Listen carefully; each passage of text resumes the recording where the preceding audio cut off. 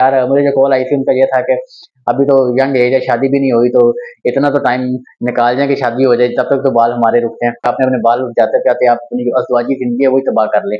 ये आपने फिर डिसाइड करना है कि आपको बाल चाहिए या आपको अपने बच्चे चाहिए, क्योंकि उसका स्पर्म काउंट बहुत ज़्यादा कम हो जाएगा अगर आप टेस्टोस्टेरोन को सप्रेस करने के लिए मेडिसिन यूज़ करते रहेंगे। तो ये फैसला आपका है कि आपको बच्चे चाहिए, बाल चाहिए या अज़वाजी ज़िंदगी चाहिए, तो ये फैसला आपने करना है। अस्सलाम वालेकुम, I am doctor Mohammad Usman. मुझे 1-2 दिन पहले कॉल आई एक मेल की, तो ही वाज़ कंसर्न कि उनके जो बाल हैं वो काफ़ी ज़्यादा गिर रहे हैं।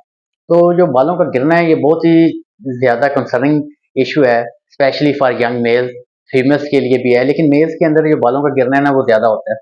100 में से 75 मेल्स आपने देखे होंगे जिनके बालों की थिनिंग होगी या जिनके बाल गिरे हुए होंगे। जो फीमेल्स हैं उनके अंदर कंपैरेटिवली ये वाला मसला कम है। फीमेल में 100 में से 25 फीमेल्स ऐसी होंगी जिनके अंदर ये वाला बालों का मसला होगा, वरना 75 फीमेल्स के बाल ठीक होते हैं। जो मेल्स हैं उनके अंदर 25 के बाल ठीक होंगे 100 में से, और जो 75 है उनके बालों की या तो थिनिंग हुई होगी या बिल्कुल ही सफाया हो जाएगा, क्रिकेट की जो पिच होती है उसकी तरह के हो गए होंगे। तो ये बैड लक है ऑब्वियसली। तो देखते हैं कि जैसे हॉलीवुड की मूवीज हैं उसके अंदर विन डीजल होता है या जो रॉक हैं, तो उनके भी तो बाल नहीं है, तो वो भी उनकी मूवीज भी तो बिलियन ऑफ डॉलर्स का बिजनेस कर रही हैं। तो हम मूवीज के अंदर वो हमें अच्छे लग रहे होते हैं, लेकिन वही अगर रियलिटी के अंदर देखें तो कोई बंदा बालों के बगैर आए तो हमारा जो मुआशरा है उसे एक्सेप्ट ही नहीं करता। वो डिफरेंट बातें कर रहा होता है जी। कोई उसे तकड़ा कह रहा होता है, कोई कुछ कह रहा होता है कि जी कोई गंजा कह रहा होता है। तो रियलिटी के अंदर हम ये वाले एक्सेप्ट नहीं करते। किसी इंसान के खुद के साथ ही ये वाली चीज अगर हो जाए वो भी एक्सेप्ट नहीं करता, यार मेरे बाल गिर रहे हैं। मूवीज के अंदर उसे विन डीजल जो है या रॉक है वो अच्छे लग रहे होते हैं, लेकिन खुद भी अगर वो वैसी सिचुएशन में चला जाए रियलिटी के अंदर, उसे वो एक्सेप्टेबल नहीं होती ये वाली सिचुएशन। तो रियलिटी तो इससे आप लोग अंदाजा लगा सकते हैं जो रियलिटी की जिंदगी और मूवीज की जिंदगी है उसमें कितना ज्यादा फर्क होता है। अच्छा, कमिंग टूवर्ड्स द पॉइंट, तो वो ये है कि जो बाल गिरने का वजूहात है ना, वो कई वजूहात हो सकते हैं। सबसे पहली तो विरासत हो सकती है, हेरिडिटी रीजन हो सकता है कि आपके जो फैमिली के अंदर हैं, आपकी मदर की फैमिली से या फिर फादर की फैमिली से कोई बाल्डनेस आ रही हो। आपके चाचा के बाल ना हो, आपके ताया के बाल ना हो, आपके मामू, इस तरह आपके जो दादा अबू हैं या आपके कोई नाना अबू हैं, तो इस तरह अगर उनमें से कोई ऐसा मसला है किसी के अंदर, तो वो हो सकता है, मोस्ट ऑफ द चांसेस हैं कि उसकी वजह से आपके बाल कुछ अरसे के अंदर अंदर खत्म हो जाएं। अच्छा, ये वाला जो बालों का गिरने का मसला आता है ना, ये प्यूबर्टी लाइफ के अंदर आता है। बचपन में तो आपने हसारी कहते हैं जी मेरे बाल अच्छे थे, इतनी जी मैंने जुल्फें रखी हुई थी, तो असल मसला ही प्यूबर्टी के अंदर आता है। प्यूबर्टी के अंदर मसला क्यों आता है, उसके अंदर एक जो मेल्स में ज्यादा मसला इसलिए आता है क्योंकि टेस्टोस्टेरोन हार्मोन की प्रोडक्शन शुरू हो जाती है मेल्स के अंदर। जब भी उसकी पीक आनी स्टार्ट होती है, उसकी वजह से जो बालों की थिनिंग शुरू हो जाती है। अच्छा, इसमें से एक चीज जो समझने की जरूरी है ना, वो ये है कि टेस्टोस्टेरोन के इंक्रीज होने की वजह से बाल नहीं गिरते। जो हमारे बालों के नीचे फोलिकल्स होते हैं ना, जिन्हें हम जड़ें भी कह सकते हैं, वो कुछ लोगों के अंदर वो सेंसिटिव होते हैं टू टेस्टोस्टेरोन। उनके साथ टेस्टोस्टेरोन जाके मिलता है, जिसकी वजह से जो हेयर फोलिकल्स हैं वो सुखना शुरू हो जाते हैं, बालों को न्यूट्रिशन नहीं मिलती, बाल डैमेज हो जाते हैं, बाल पहले तो रूखे होंगे फिर ऐसे ऐसे वो गिर जाते हैं, झड़ जाते हैं। अच्छा, अगर हम रिसर्च बेस देखें ना, तो 100 बाल जो है ना वो डेली के गिरना वो नॉर्मल है, इससे आपने परेशान नहीं होना। अगर आपके 100 बाल डेली के गिर रहे हैं ना, वो नॉर्मल है, उससे आपने परेशान नहीं होना, वो ठीक है, वो आपके नेचुरल प्रोसेस है। अल्लाह ताला की तरफ से 100 बाल आपके गिरेंगे, तो आपके जो बाल हैं वो रीग्रोथ होते रहेंगे, तो वो मसला नहीं है, वो एक नेचुरल चीज़ है। जो बाल गिरते हैं ना, शुरू-शुरू में तो ये होता है कि ऊपर-ऊपर से बाल थोड़े-थोड़े गिरना शुरू हो जाते हैं, और फिर कई लोगों के पैचेज़ गिरते हैं कि काफ़ी ज़्यादा बाल एक ही जगह से गिर जाते हैं, और वहाँ से तो स्किन भी नज़र आने लग जाती है। और कई जो लोग होते हैं उनके अंदर ये होता है कि ऑल ऑफ द सडन बाल गिरना शुरू हो जाते हैं। ऑल ऑफ द सडन अगर बाल गिर रहे होते हैं ना, तो आपने डॉक्टर को ज़रूर चेक करवाना है। ये कोई विरासती वजूहात की वजह से नहीं हो सकता, ये अगर कोई आप मेडिसिन ले रहे हैं उसकी वजह से हो सकता है, कोई इमोशनल स्ट्रेस की वजह से हो सकता है, कोई फिजिकल स्ट्रेस की वजह से हो सकता है। तो इसके लिए आपने जो डॉक्टर है ना उन्हें जरूर चेक करवाना है। कई लोग होते हैं उनकी जो पूरी बॉडी के अंदर जो हेयर होता है वो गिरने लग जाते हैं, तो वो कीमोथेरेपी अगर किसी की चल रही है, अल्लाह ना करे, खुदा ना खास्ता किसी का कोई मसला है, तो केमिकल थेरेपी के ऊपर है, तो उसके अंदर ये वाला मसला ज्यादा होता है। देखें कई दफा बालों के अंदर एक व्हाइट व्हाइट जिसे हम डेंड्रफ कह सकते हैं वो भी होता है, और फिर कई दफा बालों के अंदर एक रिंग वर्म होकर पैचेस आ जाते हैं, जिसकी वजह से भी हमारे जो बाल हैं वो गिरना शुरू हो जाते हैं। ऑल ऑफ द सडन अगर बालों के अंदर लॉस हो रहा है तो आपने मेडिकल एडवाइस जरूर लेनी है उसके लिए, ये मैं आपको पहले बता चुका हूँ। इसके अंदर जो बालों गिरने के रीज़न हैं, उसके अंदर वो फैमिली हिस्ट्री हो सकती है आपकी, एंड्रोजन सेंसिटिविटी या हार्मोनल इम्बैलेंस हो सकता है। अगर आपने बहुत जल्दी अपना वज़न कराने की कोशिश की है ना, उसकी वजह से भी ये वाला मसला आपके अंदर आ सकता है। जब भी आपने डाइट करनी होती है, तो ये नहीं है कि बहुत जल्दी अपना वज़न कम करना शुरू कर दें। आहिस्ता-आहिस्ता आपने वेट को कम करना होता है। अगर आप बहुत जल्दी वेट को लूज़ करेंगे, तो उसकी वजह से भी आपके जो बालों के अंदर थिनिंग हो सकती है। बाकी साइड इफेक्ट ऑफ ड्रग्स हैं, ऑटो इम्यून रिलेटेड प्रॉब्लम है, जिनके अंदर ये आर्थराइटिस आ जाता है, रिमेटॉइड आर्थराइटिस आ जाता है। वो जो लोग होते हैं, वो मेडिकेशन के ऊपर होते हैं, लॉन्ग टर्म मेडिकेशन के ऊपर होते हैं, तो उसकी वजह से भी ये वाला मसला आ जाता है। अच्छा, उसके बाद ये होता है कि स्टेजेस जो होती है ना बालों की, इसकी 1 से लेके 8 तक स्टेजेस होती हैं। उसमें स्टेजेस के अंदर ये होता है, पहले ये कोने निकलने लग जाती हैं बंदे की, फिर थोड़े लाइन और पीछे चली जाती है, फिर यहाँ पीछे से उड़ जाते हैं बाल, फिर बिल्कुल ही यहाँ से खत्म हो जाते हैं। फिर एक स्टेज आती है, ये वाला हिस्सा पूरा ही खत्म हो जाता है और जो साइडों पे रह जाते हैं। फिर एक स्टेज वो आती है कि जी बिल्कुल ही ये सफाया हो जाता है, तो बिल्कुल ही क्रिकेट की पिच बन जाती है साफ सुथरी, तो बिल्कुल ही मतलब कि विन डीजल और रॉक वाले हालात हो जाते हैं। तो जिन लोगों के बाल हैं, उन्हें अल्लाह ताला का शुक्र अदा करना चाहिए। बाल जब गिरते हैं ना, उस टाइम बंदे को एहसास होता है ये कितनी बड़ी नेमत है। वरना तो जब बचपन में या बड़े हो रहे होते हैं, उस टाइम तो एहसास ही नहीं होता, ना ही कोई बंदा इसकी केयर करता है।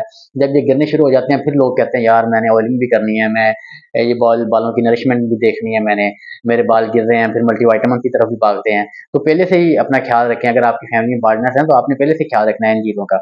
इसकी प्रिवेंशन की बात करें कि हम इसे कैसे रोक सकते हैं, लेकिन 3 चीज़ें हैं। अगर तो इनहेरिटेड आपके बालों का मसला है ना, तो ये तो एक ना एक दिन जाना ही है। बाकी आप बहुत ही लकी होंगे कि अगर फॉर्च्यूनेटली आपके अब पेरेंट्स में से किसी के नहीं है या आपकी फैमिली हिस्ट्री है बाल्डनेस की और फिर भी आपके बाल हैं, तो आप बहुत लकी हैं। लेकिन फिर मोस्ट ऑफ द केसेस के अंदर ये होता है, अगर फैमिली हिस्ट्री है तो आपके बालों की थिनिंग होगी, आप एक ना एक दिन बालों ने खत्म हो जाना है। लेकिन उसका ये है कि हम इस प्रोसेस को थोड़ा डिले कर सकते हैं। वो ये है कि बालों की केयर करें, मल्टीविटामिन्स खाएं, ऐसे कोई टाइट कभी भी कैप ना पहने जिससे जो स्वेटिंग ना हो, स्वेटिंग अगर हो तो बालों को अच्छे से धोना है आपने। तो बालों की केयर बहुत ज़्यादा ज़रूरी है। जो स्मोकिंग है वो अगर करते हैं तो उसे छोड़ दें, प्रोटेक्ट फ्रॉम द सनलाइट, सूर्य की जो रोशनी है उससे बचाना है बालों को। बाकी जो है स्काल्प मसाज करना होता है, विटामिन बी और विटामिन ए जो बहुत ज़्यादा इंपॉर्टेंट है हमारे बालों के लिए। सिट्रस फ्रूट जो होते हैं वो बहुत ज़्यादा इंपॉर्टेंट होते हैं हमारे बालों के लिए, तो वो आपने कंज्यूम करने हैं। बाकी जो है मिल्क, उसके अंदर के प्रोटीन होती हैं जो बालों के लिए इंपॉर्टेंट है, वो आप कंज्यूम करें। बनाना है, केले हैं, वो आप खाएं जितना आपका दिल करता है। उसके अंदर कैलोरीज भी ज़्यादा हैं, जो लोग कमजोर हैं वो भी खाएं अपना वेट गेन करने के लिए। बाकी ये प्रोसीजर आते हैं जी, पीआरपी करवाते हैं, प्लेटलेट प्लाज्मा होते हैं। ऑब्वियसली वो काम करते हैं, इसमें ये नहीं है कि वो काम नहीं करते। वो नेचुरल ग्रोथ फैक्टर्स को इंक्रीज करते हैं, जिसकी वजह से जो हमारे बालों की ग्रोथ है एक दफ़ा इंक्रीज हो जाती है, बाल गिरना कम हो जाते हैं आपके। लेकिन मेरे एक जानने वाले हैं, उन्होंने भी ये पीआरपी करवाई है। लेकिन ये कॉस्टली ट्रीटमेंट है, हर कोई बंदा इसे अफोर्ड नहीं कर सकता है। एक इंजेक्शन 5,000 से 10,000 के दरमियान आता है और मल्टीपल सेशन करवाने पड़ते हैं। अगर कोई 4-5 इंजेक्शन लगवाने पड़ गए तो आपको 40-50,000 का ये खर्चा आ जाता है। ये नहीं है कि बालों की रीग्रोथ बहुत अच्छी होना शुरू हो जाएगी, आपके बाल ये है कि थोड़ी देर के लिए गिरना कम हो जाएंगे, और ये कोई परमानेंट इलाज नहीं है इसका। हाँ, स्टडीज ने शो किया है कि ये पीआरपी की वजह से जो बालों का जो गिरना है वो कम हो जाता है, ग्रोथ ठीक हो जाती है, क्योंकि जो नेचुरल प्रोटीन फैक्टर होते हैं इंक्रीज कर देता है। लेकिन ये कॉस्ट इफेक्टिव प्रोसीजर है, अगर कोई अफोर्ड कर सकता है वो जरूर करवाए। बाकी फिर कई लोग होते हैं वो जी हेयर ट्रांसप्लांट की तरफ चले जाते हैं। हेयर ट्रांसप्लांट के अंदर ये होता है कि अगर आपके आगे से बाल चले गए हैं तो साइडों से लेंगे, पीछे से लेंगे, फिर आगे वाली आपकी जो जगह है जहाँ से बाल खत्म हुए हैं वहाँ पे लगा देंगे।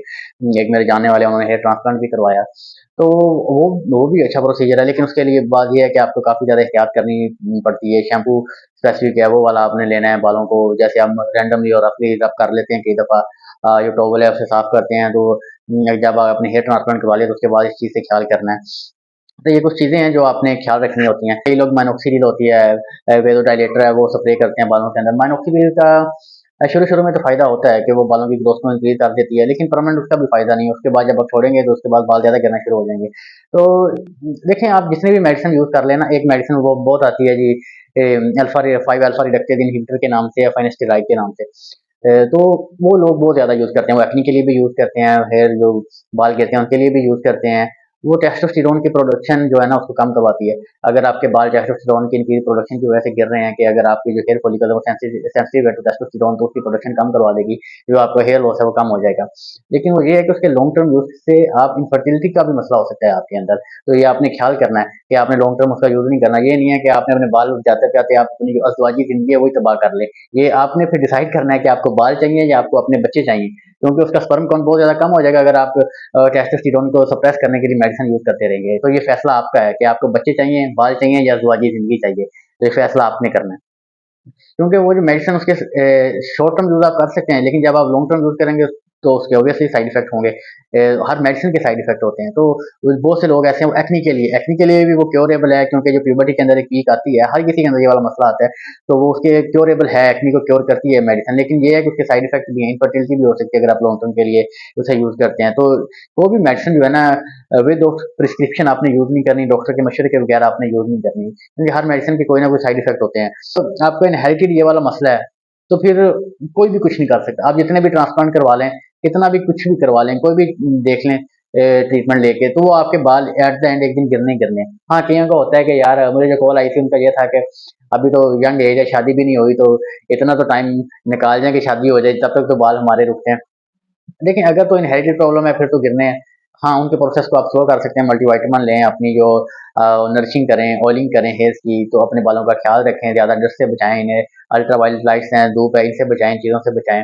बाकी एट द एंड इनहेरिटेड वालों के एक दिन गिरने हैं। कई लोग होते हैं वो जो जिनके बाल धूप की वजह से खराब हैं, माल न्यूट्रिशन की वजह से खराब हैं, पुअर न्यूट्रिशन की वजह से खराब हैं, वो अपनी जब भी डाइट ठीक करेंगे वो एट द एंड एक दिन ठीक हो जाएंगे इंशाल्लाह। बाकी ये रियलिटी को एक्सेप्ट करना पड़ता है। जब ऐसे-ऐसे गिरने शुरू हो जाते हैं, तो ये गिरते ही रहते हैं। हाँ, विदिन 100 बार गिर रहे हैं, वो नॉर्मल है।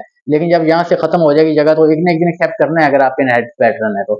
ये नहीं है कि आप जितना मर्ज़ी डिनाई करते जाएँ, नहीं-नहीं मैं ये कर रहा हूँ, वो कर रहा हूँ, तो उसका कोई फ़ायदा नहीं है। वो एक दिन गिरने हैं, आप जितने मर्ज़ी पैसे लगा के देख लें। तो बस अपना ख्याल रखें। अपनी हेयर प्रोडक्ट्स जो हैं वो बहुत वाइसली चूज़ करें। बहुत से लोग स्प्रे यूज़ कर रहे होते हैं, क्रीम यूज़ कर रहे होते हैं, जेल यूज़ कर रहे होते हैं, उससे भी जो बड़ा साइड इफ़ेक्ट आता है हेयर्स को। तो ऐसी प्रोडक्ट्स यूज़ करनी है, बालों को आपके साइड इफ़ेक्ट कोई ना दे रही हों। तो इसी के साथ ख्याल रखें अपना, अपने बच्चों का। Take care. अल्लाह ने के बाद फ़ी अमानिल्लाह।